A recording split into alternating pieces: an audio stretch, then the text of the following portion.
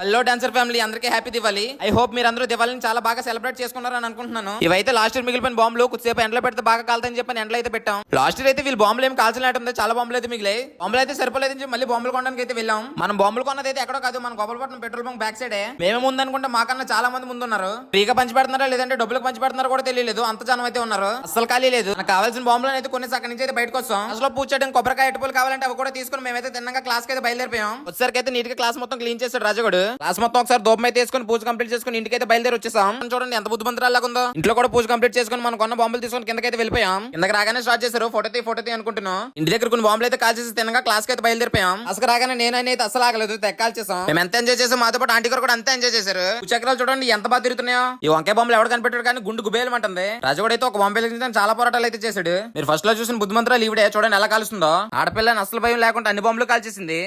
కాల్చింది కానీ పక్కన బండి మీద వెళ్తున్న అతని మీద అయితే ఇసిరేసింది. పాప మాత్రం పైనుండి గుండి కిందకు వస్తుంటది నాకు తెలిసి. బండాపి ఏమనలేదు కాబట్టి సరిపోయింది, లేకపోతే మేము గట్టిగానే చేసేవాళ్ళం దీపావళి. నాకు రాజకోడికి ఇంటి దగ్గర ఏమన్నా బెంగలేదు, అసలు చాలా బాగా ఎంజాయ్ చేసాం దీపావళి అయితే. మొహం చూస్తేనే తెలిసిపోయి ఉంటది మీకు మేము ఎంత బాగా ఎంజాయ్ చేసామో. గ్రౌండ్ బాంబులను కూడా కాల్చి జాగ్రత్తగా ఇంటికైతే వెళ్ళిపోయాం. Bye bye.